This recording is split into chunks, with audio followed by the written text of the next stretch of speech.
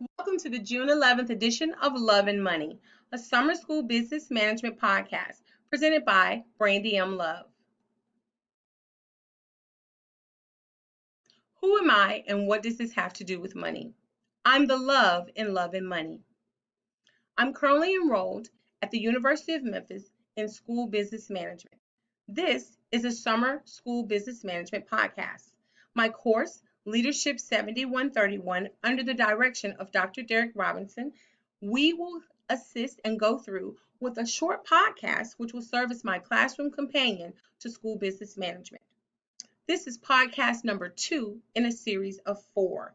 My first 2 podcasts will talk about broad, large scale budget topics, whereas my last 2 podcasts will detail and determine and talk about one topic specifically allocated to one school or maybe 2. Let's jump right in to this week's edition of Love and Money. Tonight's topic, the money trail. And I'm going to show you how that trail ends here with Shelby County Schools. Now, what am I speaking about particularly? Where do the programs go and how do we stretch our dollars? What do I mean by that?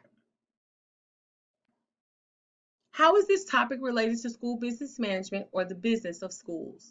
So tonight, what I really want to delve into is to just talk a few minutes about each year, schools are inundated with new ideas, new programs, and the new next best thing for our students.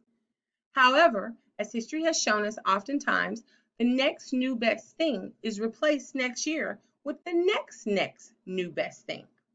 The constant shift affects our students tremendously and our school's budget in various ways.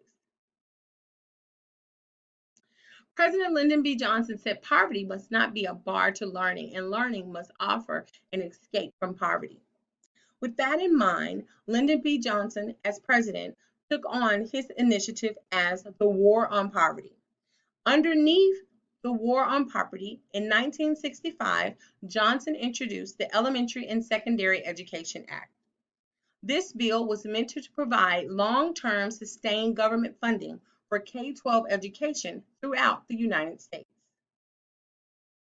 What does that mean? Let's talk about the funding for public schools, your tax dollars at work.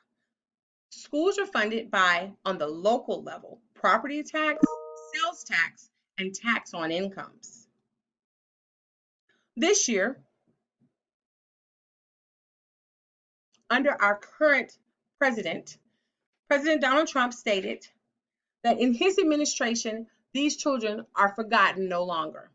Now is the time to fight for the forgotten child, and that's what we're doing with respect to education. In my administration, these children are forgotten no longer. With that in mind, let's take a look at the United States Department of Education's budget.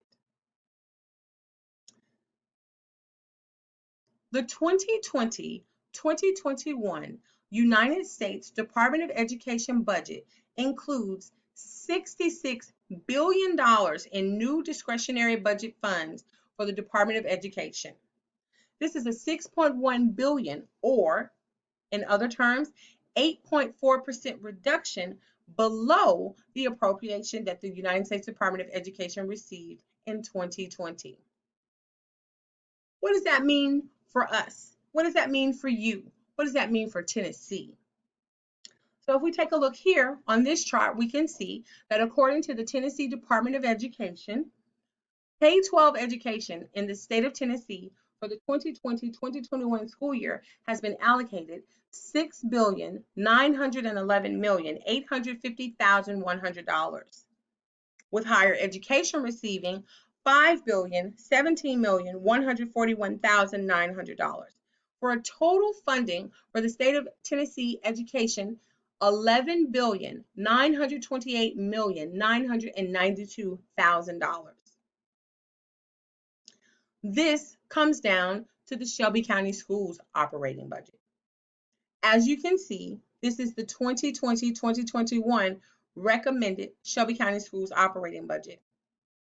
The 3 most important numbers that I would like for you to pay attention to on this page include $568,034,152 for instruction, with $88,123,124 for instructional supports. This is all under our $1.4 billion operating costs. Now, how does this affect you and our school's budgets? Remember, it's right here under instructional supports and funding for instruction that the district spends money on programs such as Accountable Talk, Striving Readers Grant, AVID, Micro Society, implementations for Common Core, PBIS, High Schools at Work, Little Red Schoolhouse. If you're listening, that means you recognize these are programs that are no longer with Shelby County Schools.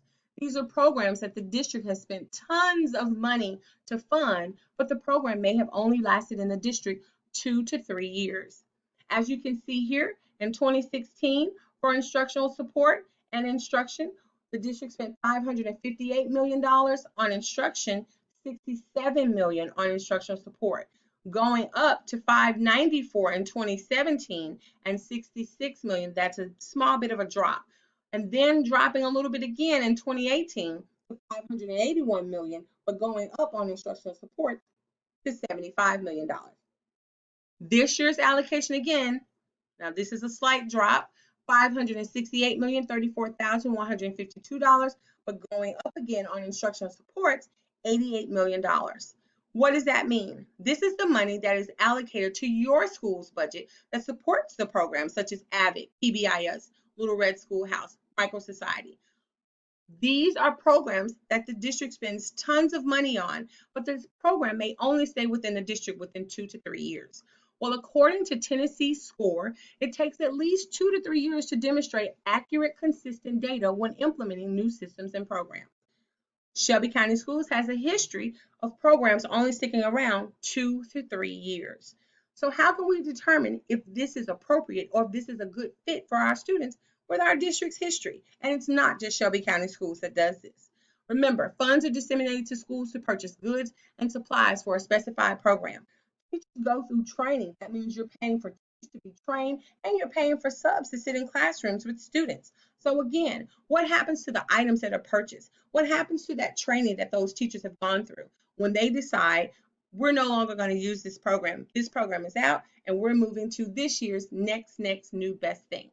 That's why as a school leader, as a school administrator, it is up to you to be certain that you spend your funds beyond the scope of the school to ensure maximum impact for all stakeholders. Now, are we saying not to listen to the district? No way, not at all. But we want to ensure that our students benefit from the program and that teacher training goes a little bit beyond the realm of ensuring continued implementation in some form past the district's end expiration date. We want to maximize every student dollar allocated in our budget and have that budget stretch and provide as much support as possible. Simply meaning, if I'm going to start training and this training is for AVID and AVID is focused on college readiness, 2 years later, the district takes away AVID and AVID is no longer here. However, we spend lots of funding on providing different avenues for our students to be able to reach out for new scholarships. So this is a program that can stay implemented beyond the district's end date that was brought in under a program that the district has rid itself of. That's all we have time for this week on this week's edition of Love and Money. Thank you for tuning in and attending and following our podcast this week. Tune in next week for Love and Money.